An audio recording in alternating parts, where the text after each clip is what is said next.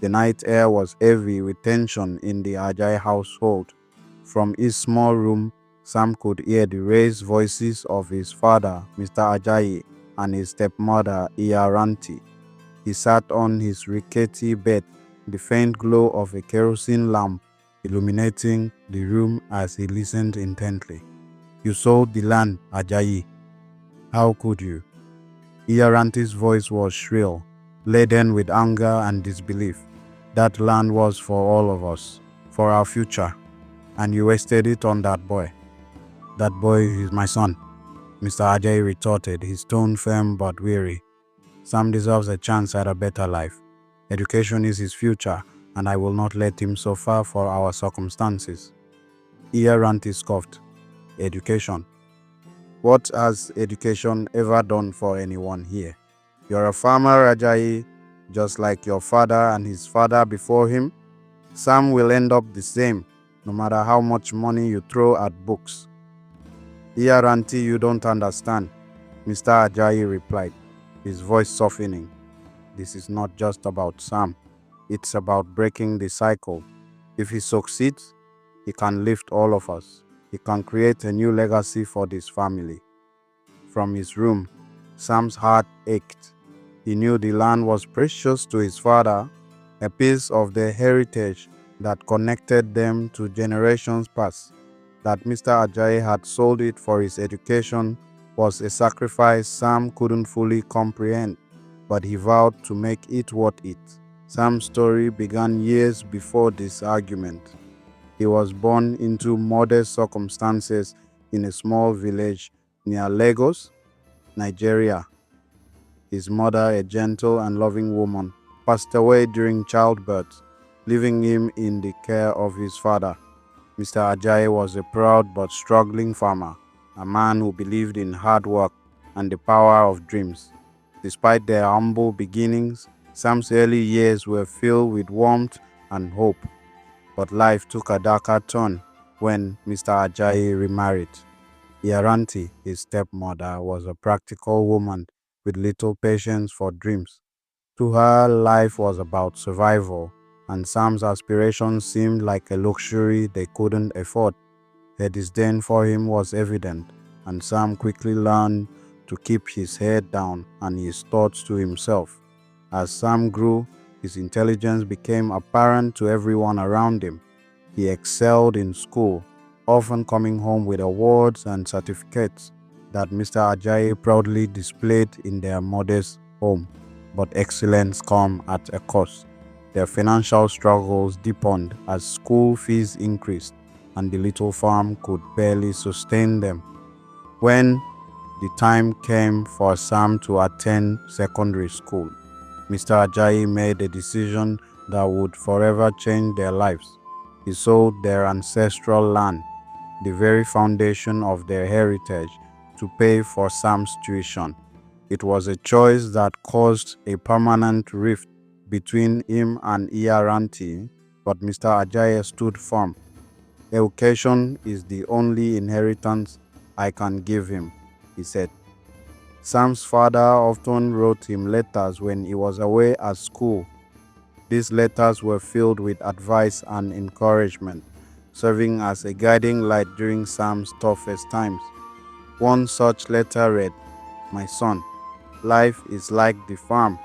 What you plant is what you will reap. Plant integrity and you will reap respect.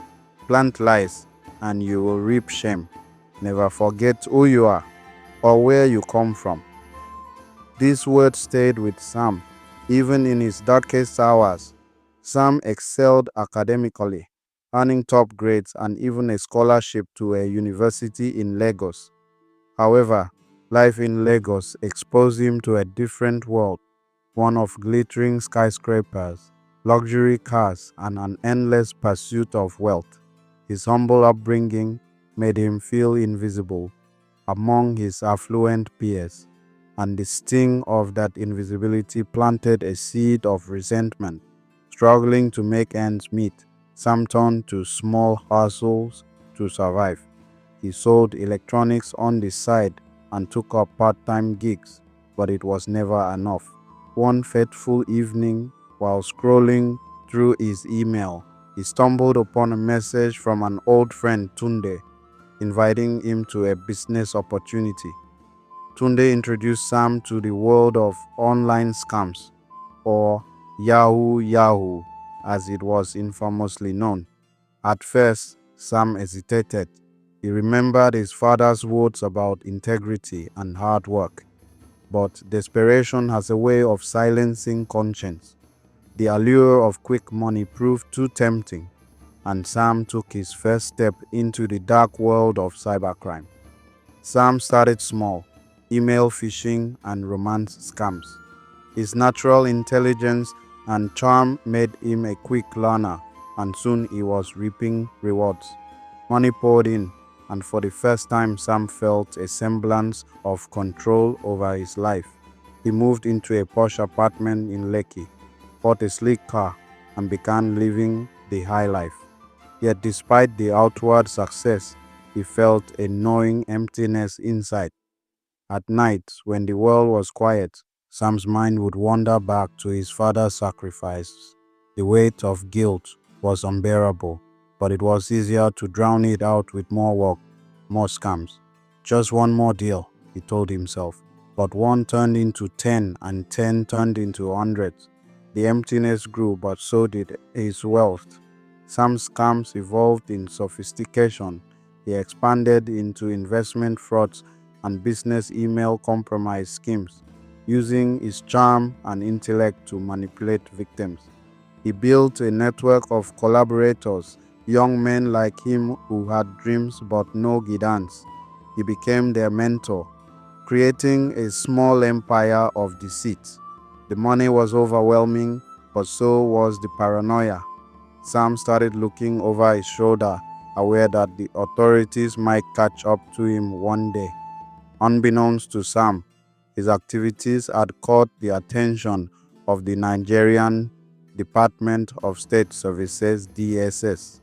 Working in collaboration with the FBI, the DSS had been tracking a surge in cybercrime originating from Lagos. Sam's increasing audacity had made him a prime target. One evening, as Sam lounged in his penthouse sipping champagne, the sound of a battering ram shattered his peace. DSS agents swarmed his apartment, seizing laptops, phones, and stacks of cash. Sam was handcuffed and thrown into a waiting van. The interrogation was brutal. Sam's usual wit failed him as the DSS officers laid out evidence of his crimes.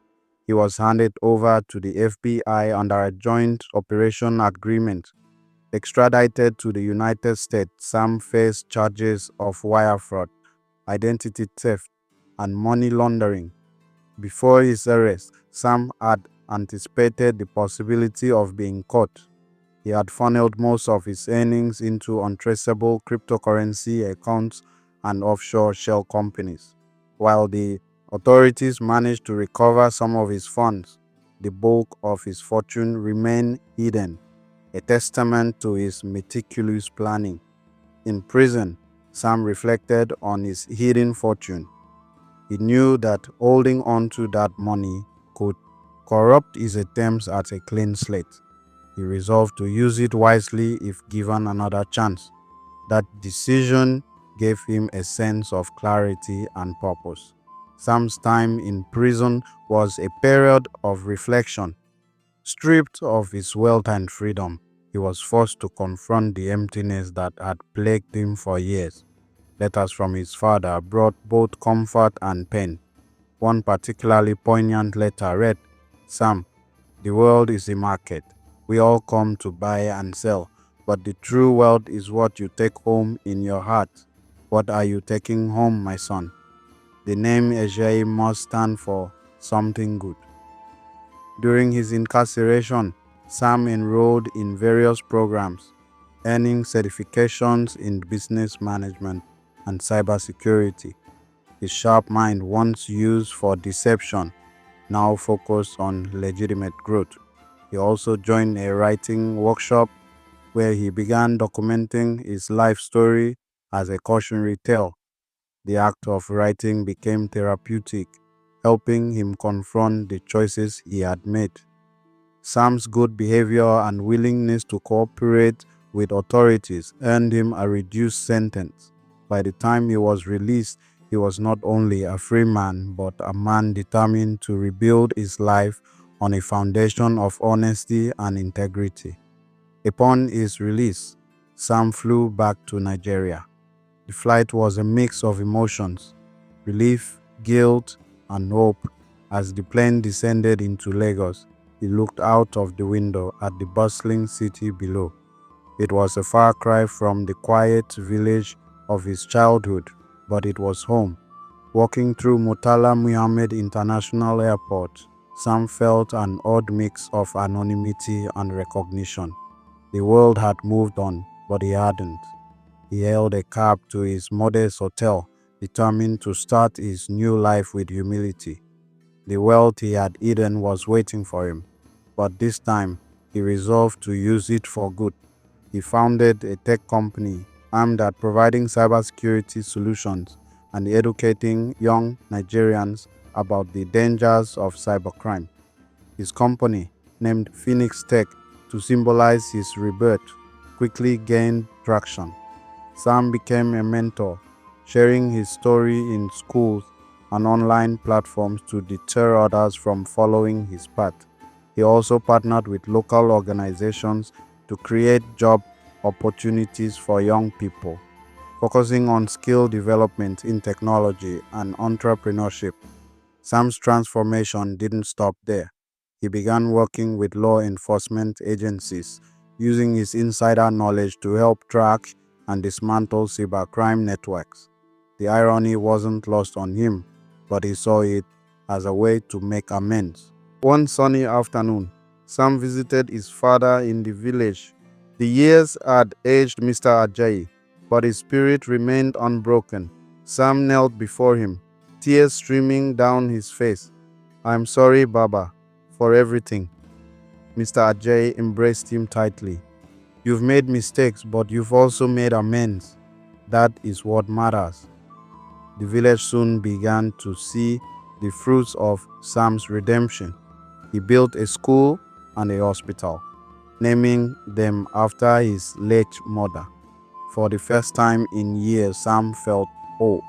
He also started a scholarship fund for children from underprivileged backgrounds, ensuring they had the educational opportunities he almost lost. As Phoenix Tech grew, Sam's story became one of the most talked about tales in Nigeria. He was invited to speak at international forums on the importance of ethical technology and the role of young Africans in shaping a better future. He used these platforms to advocate for reforms in the education system, stressing the need for practical skills and digital literacy to deter young people from falling into the traps he once did. Sam's philanthropic efforts expanded. He launched scholarships for underprivileged students and set up community centers where young people could learn coding, entrepreneurship, and other life-changing skills. His story of redemption resonated far and wide, turning him into a symbol of hope. Despite his success, Sam remained humble. He often visited prisons and rehabilitation centers, speaking to inmates and offering them hope. He believed in second chances because he had lived one. Sam's journey from a struggling village boy to a notorious scammer and finally to a redeemed entrepreneur is a testament to the power of choice. While he couldn't erase the past, he chose to rewrite his future, proving that even the darkest paths can lead to light if one dares to change. As Sam often said in his speeches, the road to redemption isn't easy, but it is the only road worth taking. Mistakes may define moments, but they don't have to define us. Every day is a chance to make better choices, to leave a mark that uplifts rather than scars. If I can rise from the ashes of my past, so can you. His final message to audiences always ended with, "Plant seeds of integrity, of kindness, of hope. One day you'd harvest a legacy that you'll be proud to leave behind.